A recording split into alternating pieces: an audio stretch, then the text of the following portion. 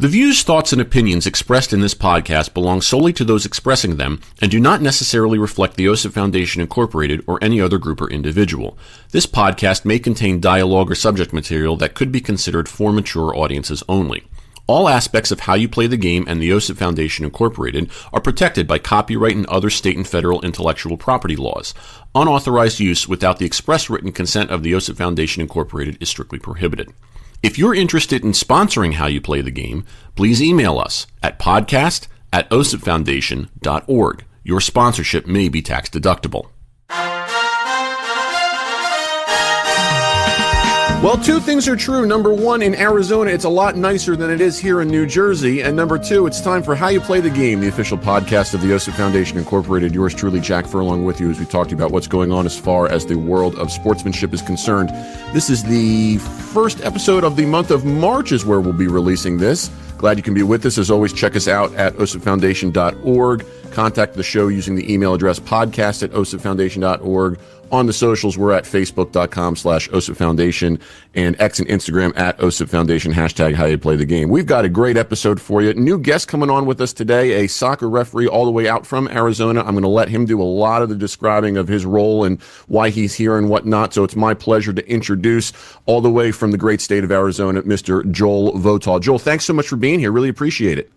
Hey, no problem. Thanks, Jack. Can you start by telling us a little bit about your role, your responsibilities in Arizona as an official, and what you oversee within your position? Yeah, sure. Great. Thanks for asking. It's pretty common that you will find us in a lot of the states. We're what's called the State Referee Committee, so the SRC. And my role in that right now, and I was appointed that, it's been about 2 months, maybe 3 months ago now, is the SRA, which is the State Referee Administrator. So I am over all the soccer referees in the state of Arizona that have anything to do with U.S. soccer, futsal, anything U.S. soccer affiliated. So that is my technical role now. Before that, I was the State Youth Referee Administrator, where my role was mostly over dealing with the youth referees and the referees that dealt with youth games. But now I've been promoted to be the SRA. So that's my role. I spent a lot of time at the field. I spent a lot of time with my referees, and we love it out here. That's great, man. That's great. Do you have a hand in assigning or anything like that as well within your role? That is the worst job I could ever imagine anybody having, is an assigner. No, we do have a say, obviously, and we on bigger tournaments, or not tournaments even, but our state cups or our big league plays or something like that, we can suggest certain things like, hey, we would love to see this person on this game or this person on that game. But as for the actual assigning, no, we've got a great number of great assigners here in Arizona, and they do a fantastic job. But no, we do not get involved in the actual assigning. And that's probably why you feel a lot younger and less stressed, I would imagine, at certain times. That is 100% correct. Yeah, it is I don't understand how. So we have a Meet the Assigner little video that we put out every month, and talking to them it just sounds exhausting what they do. Yeah, no, I believe me, I know some assigners myself, and I look at them and I say, okay, you look about 30 years older than I know you are. So it is a brutal job. Yeah. Brutal job. Yeah. Did you spend a lot of time refereeing soccer yourself in your career? Yeah, I grew up refereeing when I was a little kid. And then obviously life gets in the way, schooling gets in the way, life, marriage, kids, things like that. So I dropped off for quite a long time, and then picked it back up again when my oldest, I have 3 older kids, 3 kids back here. They've all played soccer. 2 of them are done. One got all the way through college and played. The other quit around after high school. And my youngest daughter is still playing. Okay. And so when the oldest started playing when he was, 4 or 5, we got back involved in the sport. And then when he became a referee at age 12, I said, I will jump back into that. So I've been refereeing again for about 14, 15 years as a second time. Yeah. Great. And it's been fantastic. Oh, that's so good to hear. Did you play as well as you were growing up? Just played for, maybe 6, 7 years up until about high school age. Okay. And then moved on to different sports. We went the swimming and water polo route, which was very popular in the Southern California area where I actually grew up. Okay. That's, hey, you stayed involved in sports, and that's the most important thing, I think, Yeah. What in terms of the leagues and the officials and whatnot that you oversee, are they all considered like travel, recreational? I imagine it's not necessarily high school and whatnot. What specific is under your umbrella? Yeah, so anything U.S. soccer related, and that is all the way from the rec leagues, what we call here. I mean, there's recreational leagues, then there's the open league, then there's the state leagues, then there's the letter leagues, the ECNL, MLS Next, EA, GA, DPL, all of those different leagues, and then all the way up through the adult amateur leagues, the USL 2s, the USL Academies, the UPSL, NPSL, those more of adult leagues as well. Okay. We're over all of those referees inside that entire organization. You're right. High school is a completely different animal. We are currently in our high school season right now in Arizona, just entering playoffs for both boys and girls. That is handled by the State Association for High Schools. They call it the Arizona Interscholastic Association or something like that. Yep.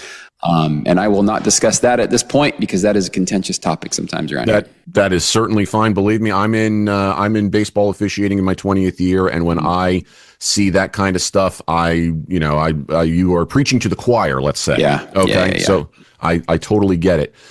Do you just out of curiosity, do you see a lot of crossover with your officials, who you oversee? Are they also doing a lot of other stuff outside of, the soccer that you oversee? I mean, like out here, our officials are doing a lot of both high school, and then they also do a ton of rec. They do a ton of travel and whatnot. So it's, they kind of migrate from season to season. But do you see that overlap? Yeah, in soccer, we do have quite a bit of that. But it's not really overlapping. It's just that you go where the games are. And so what'll happen is you kind of, when you start out, you're going to be doing maybe the lower level rec games, moving your way up and up. Very rarely do we find people that are doing the MLS Next youth games coming back down to do an open league game or a recreational game or even a tournament game at that point, really. Now, there are a group that do travel around and do different things, which is fantastic. We just, from my standpoint and from us in Arizona, we don't care where the referees go as long as they feel supported and we can help them grow and get better and advance in whatever they want to do. And for those that just want to grind and make the money and enjoy the game, giving back to the game, we're here for that. Yeah. If you want to get to be a professional level, we're here to support you and pull you up as much as we can to make sure that happens for you. So we really don't try to discriminate against, you really shouldn't be doing that, you shouldn't be doing that. And we've actually, myself and our state director of instruction in the state as well, we still referee high school, surprisingly, because we feel like it's a great tool to learn. And we've tried to invite many of our U.S. soccer referees over to that to say, this is another avenue for you to give back to the game and learn.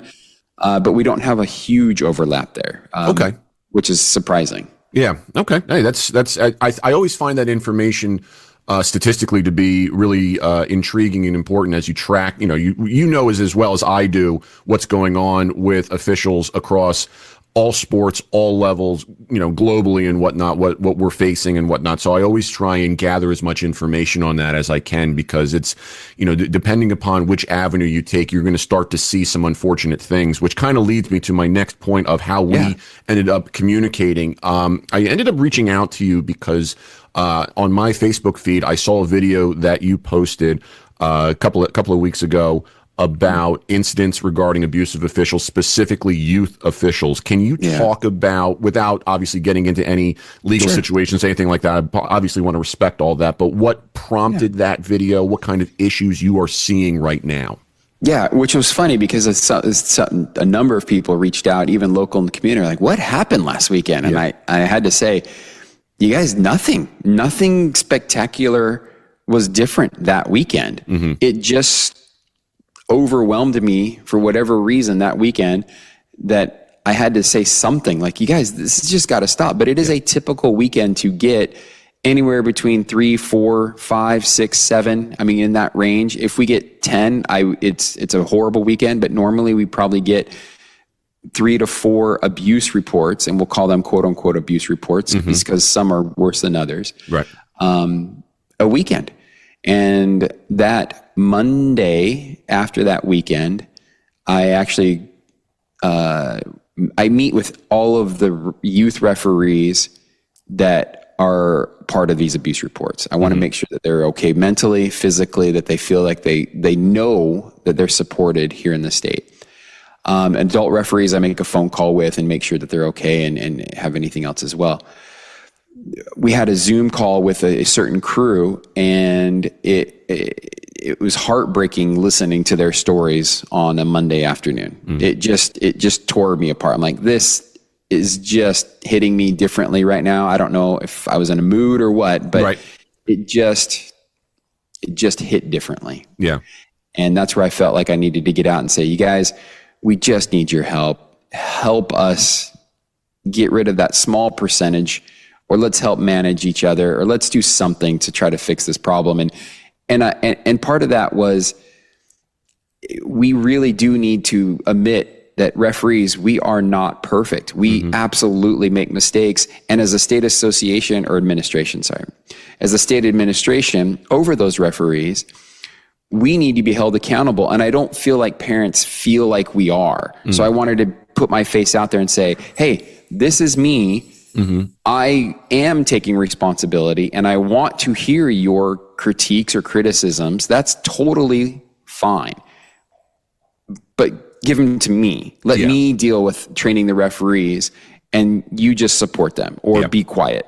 And so I really want our parents to know, yes, we are not this untouchable force that's behind the curtain that should never be criticized in any way. That's the wrong thing, because we do make mistakes. So, but I want that energy directed to somewhere. And so part of it was, hey, I'm here to take your problems. Right. Let me deal with it. So that's how that whole thing came about. Okay.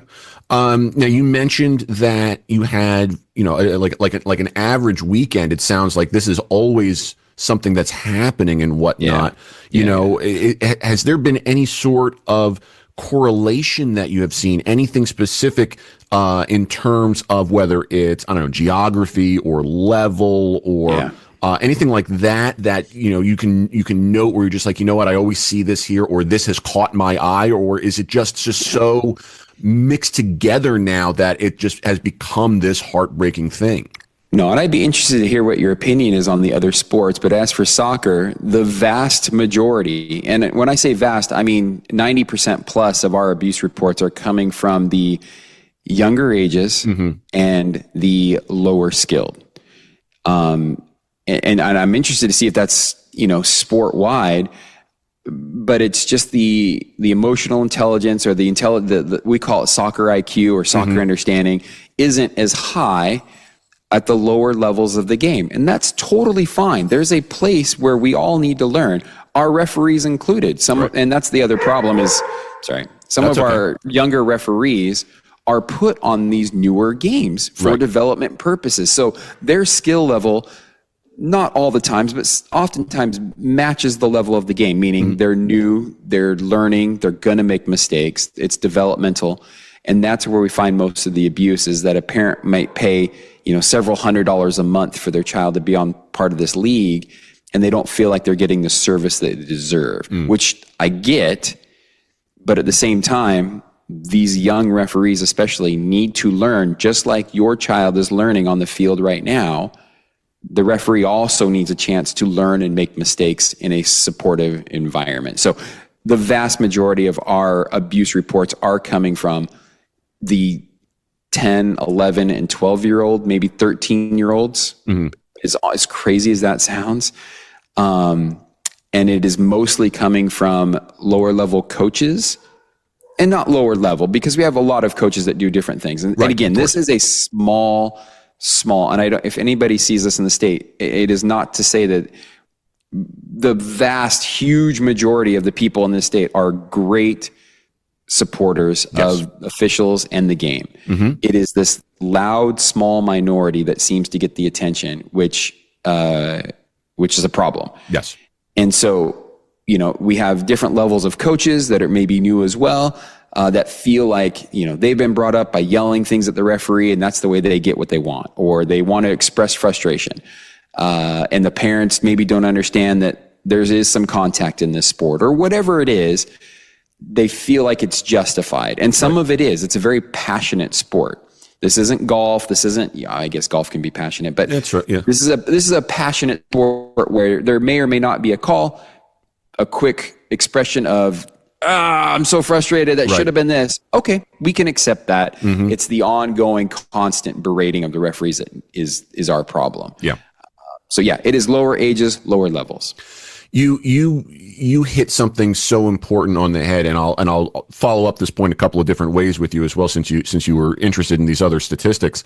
Yeah. From our standpoint in our organization, like we preach this. This is like a very specific part in, not to shamelessly plug the book that I wrote for the organization, but the whole thing is the first reaction is usually not the problem; it's the second reaction. We always expect as human beings that in our nature something is going to happen and we are going to react without thinking. It's the equivalent of if you go to a horror movie, not that I wish people go to horror movies, unless they're really into it, but if something on screen makes you jump, you are going to jump. You might shriek, you might do something. That is a natural human thing. But if you then keep yelling at the screen, we have an issue.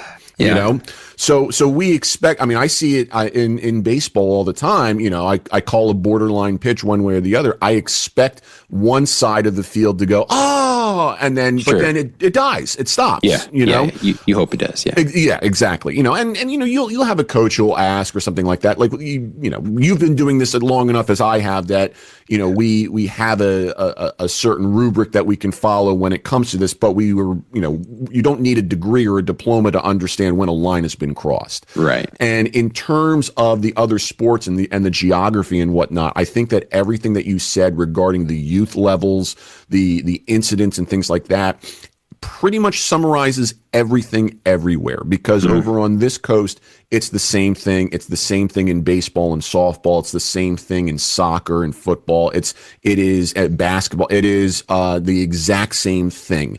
I could pick apart. First of all, let me echo by saying you're right. It is a small fraction. It is a very small percentage. Most people are good, but it's always that proverbial 1% that ruins it for the 99. And over here, from where I am, when I do high school baseball and middle school baseball, we have the hierarchy of the schools that control stuff a lot better. So the incidents have come down a little bit there, but once you step outside into the rec, the travel and all that stuff, the statistics that you just described, basically the same thing. Yeah. And the only thing that changes that, you guys obviously have a lot more volume. Over here, we have seen participation decrease so much in different ways that maybe the number of incidents has decreased, but the volume of games and potential for it has also done the same. So if you're looking at a ratio or a percentage, it's probably about equal. Okay. Yeah. And what's really interesting too is regarding the geography. So I live right between Trenton and Princeton in the middle of New Jersey on the western coast, maybe 10 minutes max from Pennsylvania. You go right over that border to Pennsylvania. That's like the rules are totally different.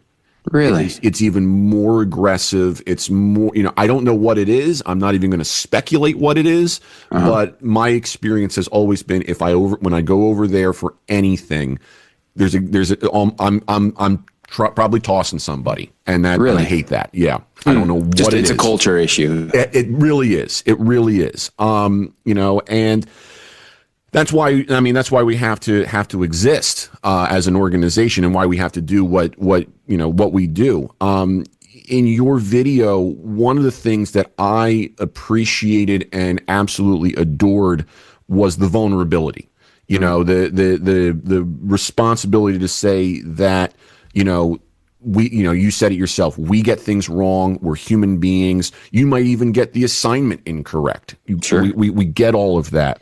Why was that vulnerability, really important to you beyond what you just said about how we need to get people to understand that there is accountability on our end? Yeah, I think so. Coming in a couple of months ago and just over the last couple of weeks dealing with these issues, it really has, for whatever reason, struck me that we need to, and I think, let me back up a little bit. Sure. seeing how other states have done it and other organizations have done it, they seem to have come down with an iron fist type policy. Okay, we're going to switch to the extreme side of zero tolerance, and we will toss you, or we will do whatever we need to do. And there's some efficacy to that for short term, and maybe long term. We'll see how it plays out. But that's not in my nature necessarily. I would rather be the person that pulls up those people that are being a problem up to the respectful, cool level, I'll call it, right? I want like our culture in Arizona to be, it's cool to be respectful and nice to our officials, our players, and just respect the game. So my idea is to try to pull up those people rather than punching them down. I hear you. And I know that is, I'm going to get pushback on it, and that's fine. And it's totally fine. But I would rather start there. And if we can pull up that group and maybe open their eyes a little bit, then maybe we get an entire paradigm culture shift where it's just become the norm. And that is our new culture. Rather than just ostracizing those that are a problem, is there any way to change or modify behavior by having it be such a large presence? And the point that I became vulnerable on is like, well, I need to give them an outlet. And if they don't have an outlet, there's no release valve. And so we understand there's pent up frustration and demand. So here it is. And it's not some random survey on a website or a random link or something like that. And that's where I said, well, this is what I do. Now, again, we're all volunteer here. We don't get paid in the state of Arizona. It is not a professionally run organization. We are all volunteers, but we love the game and we love our referees. And so I said, well, this is what I've been asked to do. I will be that release valve for now. And so instead of some ambiguous administration that's running it, let's put a face to that, so that when you see me at the fields, or you see any of our executive staff at the fields, but me especially, because I put myself out there, you know that this is me. I am listening to your concern. And so now that they've got that release valve, hopefully they can understand. And so when they start to yell at a kid, immediately, hopefully they've seen the video or they've seen an email from me or something, and it triggers, wait a minute. I need to address this to Joel because he said he'd take care of it. And the people that have texted me or emailed me or taken me up on that offer, hopefully have done so. And it hasn't been a huge amount of people yet. I thought it would be an overwhelming couple of weeks. Instead, it's been normally quiet, but hopefully just the thought of, I've got somebody over there that I know is dealing with this, because I do respond immediately. Hey, sorry. It's okay. Dogs. Enough. Hey, and so hopefully you can testify to that as well. Yeah. If you email me or text me or call me, I do get back to you very quickly. Yes, I don't put anything aside. I deal with it immediately as it comes up. Yep. And so I want our parents to know that a text to me is literally going to me. It's not going to some big depository of text messages somewhere that no one ever looks at. I am looking at them. And so I really wanted to give those parents that reason. And so that when an abuse report did get filed, there's another tool in our arsenal to say, did you not think about contacting the people that are here to help the referees first before threatening this referee? And so I just wanted to start there. Now, it is only the start. We've got a lot of plans coming, and kind of in this culture shift, moving this massive boat. But that's the first step. I thought was, well, let's make ourselves open and vulnerable and accessible. Yeah, that's where it's at. I like that. I'm picturing like a text depository, somewhere that where all these. I'm like, that's as long as it's not next to the book depository. No, we're good. There's no lone shooter out there. There's nothing like that. No, but it is literally going to my phone. Yeah. And I deal with it, and that's great, and that's fine. And I want parents to understand that. And if they have a problem with that referee, go ahead and shoot a quick video. Hey, I think this is wrong, or this referee is struggling right now. Here it is. Here's the game time. Fantastic. Steve, thank you so much. Or Jack, thank you so much. Or Rebecca, thank you so much for sending that to me. I know exactly who that referee is now.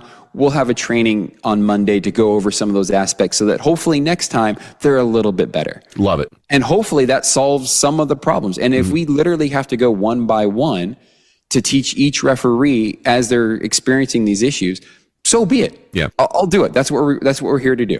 I love that. I feel like you've just educated, me as well, and in a way of saying, like, the things that, I feel like you've articulated everything that I have felt and have wanted to do in just such a perfect way. It's a much more concise and direct way. It was funny because, I had a meeting with all of our local, I know they get mad at me too. I get it. So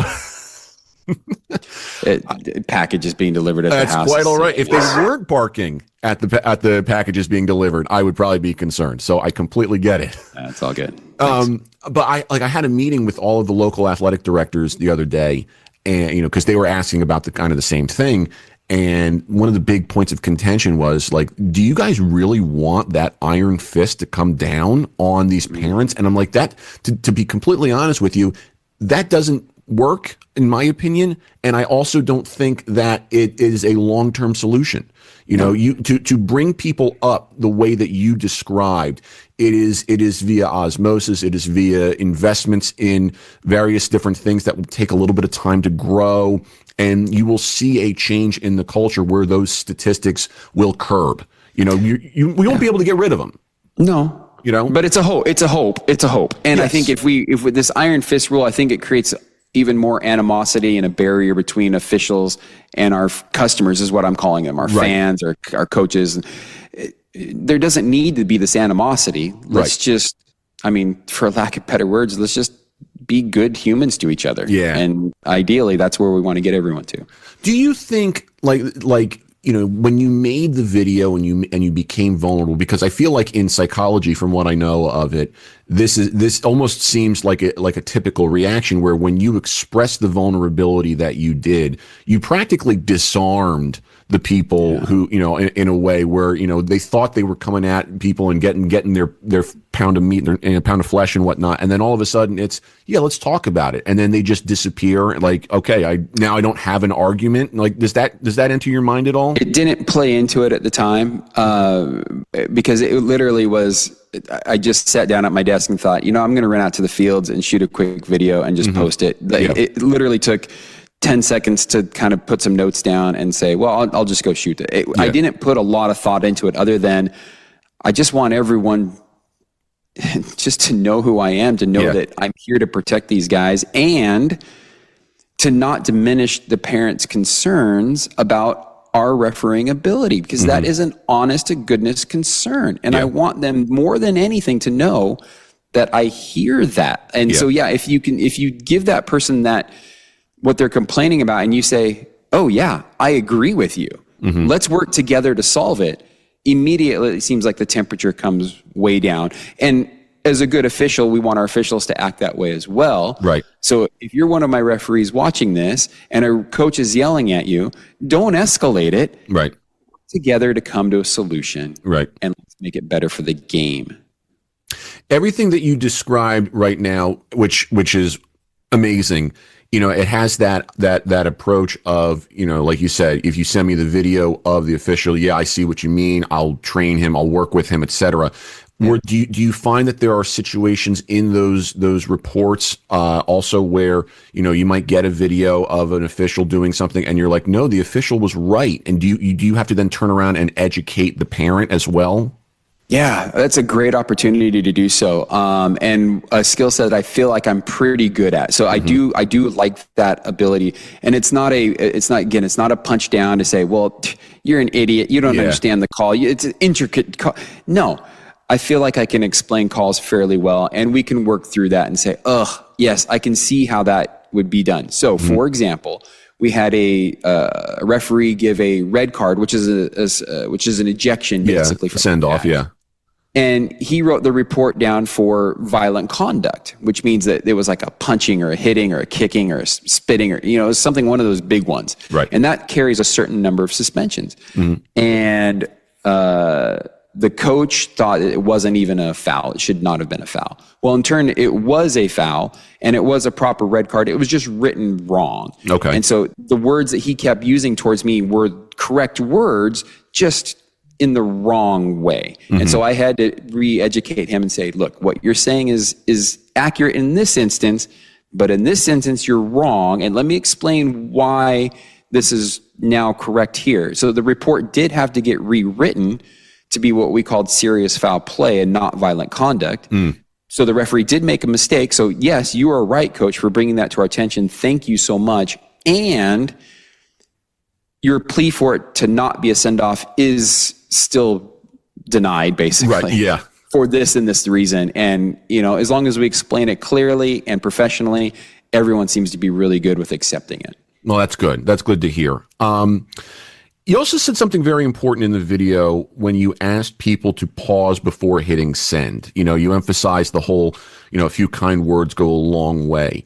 Yeah. Have you received feedback from younger officials who mentioned how that kindness can mean so much to them, or what is your experience on that? Because I feel like that in and of itself is, it's a small element of the video, and yet one that holds so much potential. Yeah, it really can. And most of that is just from being out at the fields. Being the parent who has gone up to an official and even when they've had a rough game and everyone knows it, just giving them a high five and telling them, love you guys, keep up the great work. Yeah. We got a little bit to learn, but keep up the great work, or whatever it is, or just a smile and thank you. And then also working with younger referees. I'll still go back out once or twice a month and work with a small group of, new referees to maybe help mentor and show them, because words are one thing. Right. But if we can show our officials how to act, how to deal with things, they become better. So having a good game with some young officials and seeing other parents come up to them while we're sitting around after the game and say, hey, Sally, really good job today. And watching their face turn from, nothingness to just joy, where they get that shot of endorphin in their body of like, oh, I'm being recognized for good work. And everyone loves to be recognized for the good things that they do. Whether they're failing or not, it doesn't matter. They're giving back to the game. And so that little shot of joy and happiness makes a huge impact. And instead of dwelling on a missed call where a parent has yelled at them for 4 minutes all night long, and that happens too, where we'll get calls from parents or referees saying, my kid's mental health is shot right now because all weekend he got yelled at and he's stressing over this call. Could you tell us if we got it right or wrong? And the anxiety that builds up in them is awful. But oh yeah, okay, you got a call wrong, whatever. But at the end of the day, if they leave the fields with, hey, great job today, we hope to see you next week, immediately their mental health is now better and they're more apt to re-sign up and come out and do more games. So it really is the driving force behind keeping our retention rates high, is this positive reinforcement of our referees. Do you find, when we talk about this kind of stuff, we reference, younger referees. Is there a correlation also based on just inexperienced referees? Because I feel like, I make this mistake all the time when I say a younger referee or a younger umpire or a younger official. I keep forgetting that could also mean, a mature adult who just happens to be in his first or second year, as opposed to, a 21-year-old kid who's just, starting his cadet year or something like that. Yeah. Do you find any correlation there as well? Because obviously, you can see when you have a teenager who's refereeing, the story that you just told about the anxiety and the mental health and what, that's textbook in my opinion. Yeah. What about across the board when it comes to, referees who might literally be older, but who are inexperienced in their first or second year or something like that? Yeah, there is a small correlation there, but with that comes usually more life experience, and they kind of understand how to deal with some of this a little bit better. Okay. The problem that we see more often than not that adult, newer referees come in with is possibly maybe a little bit larger ego than we would hope that they would. Okay. Hey, I'm 30 years old. I'm an accountant, right? Or I'm a lawyer or whatever. So I already have this level of comfort oh, okay, that's great. That's not the way we necessarily want you to officiate a game, though. So some humility would go a long way. And parents know what I'm talking about here is that referee's just on an ego trip. We hear that way too often, and I'm sure you hear that in the baseball world as well. You're making this about you, Blue. You're making this whatever it is. And that, again, to give the parents credit, isn't wrong most of the time. Most of the time they are sensing what is correct, and we want to do different with that. But yes, some of the newer adult referees do struggle as well. And I won't speak for everyone, but I will just speak for myself. When I started back up doing it again, and there are still nights that I go to bed in a cold sweat thinking about a call that I made or didn't make 7 years ago. Yeah. And I will never make that mistake again. And it's still in my brain. So if I'm feeling that way, I feel like probably most of our other adult referees feel the same way as well. Yeah. I'd like to tell you about a call I made in April of 2022 that, no, I know. I was there. It's one of the reasons why, the therapy bill is so high sometimes. Yeah. Well, and I wish that parents would understand that. Like, you guys, I hear you yelling and I appreciate the passion. Trust me, I'm going to go home tonight and stress over that exact same call. And if there's a video, I'm going to pull it up and I'm going to look at it as many times as I can and slow motion it and zoom in. And if I got it right, I'm going to be happy. And if I got it wrong, I'm going to feel horrible. Yeah. And if I could apologize to you personally, I would. That's not the way that the game works. Yeah. We need to move on from it and adapt to it. But know that most of us referees do feel that weight on our shoulders, and it is not something that we take lightly. Yeah. Do you feel like when you're in these positions, because you mentioned the official who might have the ego a little bit, and I reference that because I have seen it chapter and verse over here as well. And you can start to look deep at again, I use the term the psychology of whether it's someone who wants to just be part of a group and that it becomes like this fraternal brotherhood of officials, or maybe it was someone who couldn't make it as a player or as a big league umpire or something like that, and now they're trying to throw their weight around here and whatnot. Is there a specific thing that you can use in your position to either temper that or to teach the humility or anything like that? Or is it, or there are other preventative nature or actions, because I feel like that's one of the hard questions internally. I look at the chapter of all my baseball and softball officials and I just know it's an uphill battle, and I know it's not one that I'm going to fight because I have plenty of other battles I need to fight. Well, I'm sure it's the same. And it sounds like it might be. Those that want the help are easy. Yes. To reach those that don't care about the number of academies we put on or the webinars that we put on or the mentors that we send to the fields, if they don't take that, then I don't know how to affect it.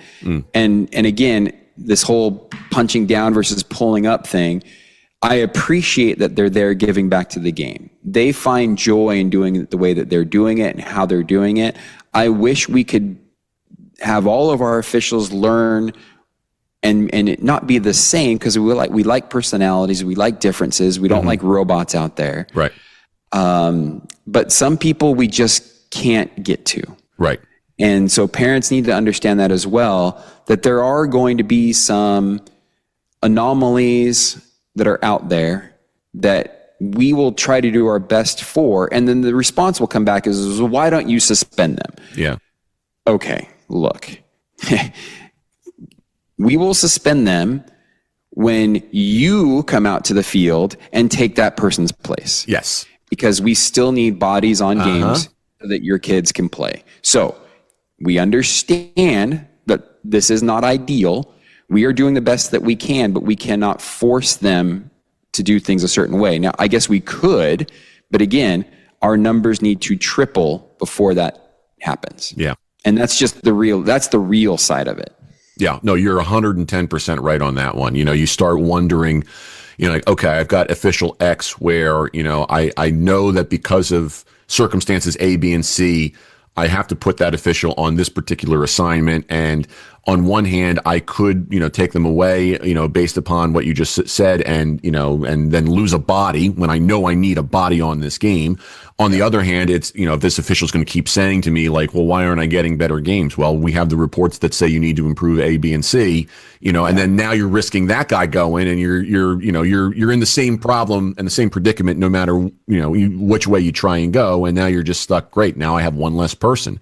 And, and you've got another problem on your hands that just replaces an older problem. Yeah. It's a battle we'll never win on that respect because, again, we're all independent contractors. No one is an employee. We can't really manage things. We can help train, help get better, help do all these things. But again, we can't force it upon somebody. Right. So there are limitations. Do you think that, the landscape and the economy of sports, particularly youth sports, because you do have kids who are malleable and you've got parents who are, whether it's living vicariously through them or whatever, I'm sure there's a whole host of things that we could mention on that. But do you think that the changes that we have seen in the economy and the landscape of sports and whatnot over the past umpteen years, let's just say 20 years, is there anything that we can do to either alter that trajectory? Because when I go back and I think about when I played growing up, I recognize that a lot of the statistics were the same. You're always going to have a small number of people who are going to be jerks and this, that, the other, and whatnot. But I never had the opportunities that some of these kids have where I see those incidents just manifest. Is there anything that we can do to try and guide that in a better direction from the standpoint of the officials? Oh, that's a problem for somebody well above my pay grade, and it's a problem that people are aware of. But the money is just so big now. Yeah, that train has left the station. We would love to have it go back. That the amount of traveling that our kids are doing in sports is obscene. I mean, it's crazy, and just the money behind it all is crazy. So again, I don't think we can put that genie back in that bottle, unfortunately. And for our officials, there's just so many games. There are so many games, and it just becomes overwhelming. Now, if they stick around, and I don't know what it's like for you guys back there, but if we can get a referee to stick around for 2 or 3 years, they're really good. They tend to be pretty good at that point. It's just in that first year or two where they're making huge mistakes and being abused for it that they get lost. And so that money part of it is, okay, maybe we have a slightly inexperienced referee on, say, an ECNL, and that's kind of like a high level, but not the highest level, mid-tier, playing group, or the MLS Next, and we have a newer official on that game. Okay. And they're making some mistakes. Maybe. They're questionable, right? But that family has spent $20,000 that year. Yeah. And, $3,000 of that goes to the club for referee fees or whatever it is. They're paying for a service that they don't feel like they're getting. And so the demands are higher. So we just don't have the number of good officials. And now I say good as quote unquote, because most of them are good. Yes. But we don't have the level that they feel like they've paid for. I understand. And that becomes a contentious spot because they're not necessarily wrong, but at the same time, we have to deal with the realities of this is all that we have to deal with right now. Yeah. So we need to make it work somehow. So it is a problem for sure. It's, the statistics show that, how many officials leave across all sports and levels within the first 3 years of their career because of the abuse. I mean, that's the astounding number. And it makes you wonder almost if there's a way to change the outlook of the parent who is investing that money, because you like you said, you expect a service, but to expect whether you want to call it perfection or even, I almost make it feels like, favorable calls. Like I'm paying $3,000 for officials. I expect calls to go my way almost. And like, that's not even close to how this works, No, it is frustrating. But again, I want the people to understand that I am not the guy to not take their side on this, because I've paid it for 3 kids. And let's say you pay for your coach and your coach is not showing up half the time, or they're, running bad drills or sloughing off during practice. Well, I've invested into my child. I expect you to do what we're paying you to do. Right. So I understand the feeling of, we're paying these referees $100 this match. I expect effort, one. And if you're just standing out there, or the kid doesn't really know position and he's still trying to learn, we expect more. And that's right. So we need to do a better job of training our referees.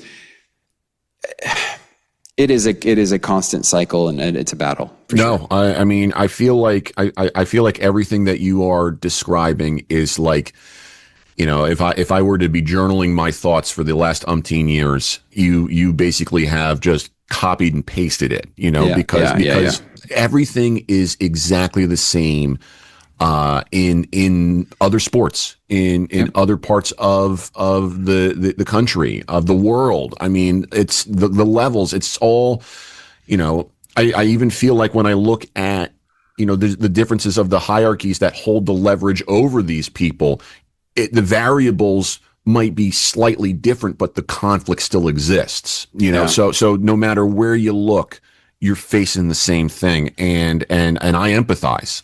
So it's almost like we're trying to change human nature, and that is a fight that probably won't change. All we can really hope for is just to make it slightly better for our kids, especially. Absolutely, that's where my heart is. Really. I think that's a great way of putting it. And I also feel like the change that we desire is not one that's going to come from direct appeal. It has to come organically through the osmosis, through the leading quietly by example kind of a thing. Yeah.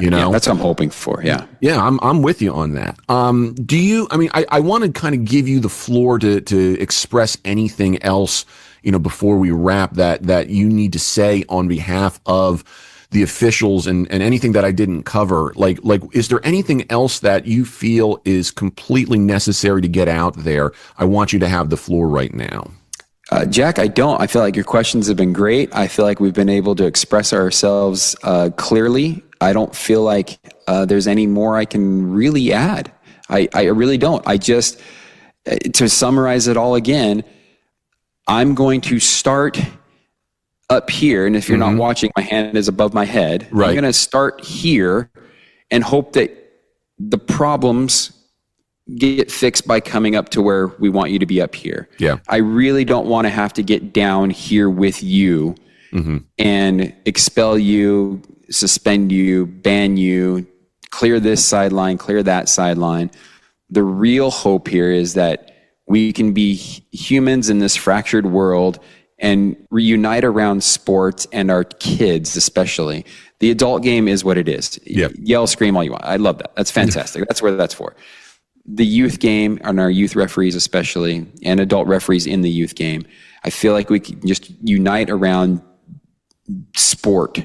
We can leave anything else outside of it, but let's unite around the fun and lifting environment of sports and all play at this high level. Yeah. Now, the skill level might be low, but our emotional intelligence, our IQ is going to be up here where we're helping support each other, which will only benefit the game. Yes. There is no benefit in screaming at a youth player, a youth referee, a coach, each other. There's no benefit to that. So why don't we all just keep raising our level a little bit, and hopefully we get there. That's really all I wanted to say about that. And the only other thing I would add is that I also don't want to have to come all the way down here, because if I get down there, I feel like my back is not going to let me get back up. It's just at a certain point, don't get old is what I'm saying. Yeah, no one wants to get down there. It really is exhausting. It's mentally taxing. Yeah. Let's just be nice to each other out there and enjoy the game and have passion when it's needed, and then let it go, and then support our kids. I love it. Great. Joel, let me be the first to say you have, the complete backing of our entire organization. If we can provide you with anything from our nonprofit, whether it be materials or really any type of support, please don't hesitate to contact me. I try and get out to Phoenix about once a year to see some family around November. So if I can, if I can ever, repay this by doing anything, even if it's just, taking you out to the bar or something like that, I love it. I'm completely down. I can't thank you enough for taking time out of your day for this. And again, don't be a stranger, whatever you need, from the other side of the world here, you just let us know. Jack, thank you so much for this opportunity. I really appreciate it. And we will absolutely take you up on those offers. Great. I'm looking forward to it. So just, do the research on which restaurants are the best. And then, we'll start from there. It's already done, and I'll book it as soon as you tell me you're coming. Perfect. That's great. That's the work we really want done here at OSIP. Yeah, that's right. We need the restaurant reservations. Okay. Yes, so you got it. Everyone, thank you for joining us again on this episode. Don't forget, you can check us out online at osipfoundation.org. The email address is podcast@osipfoundation.org, facebook.com/osipfoundation, X and Instagram @osipfoundation, #HowYouPlayTheGame. We'll talk to everybody in just a few short weeks. And until then, please treat each other with respect.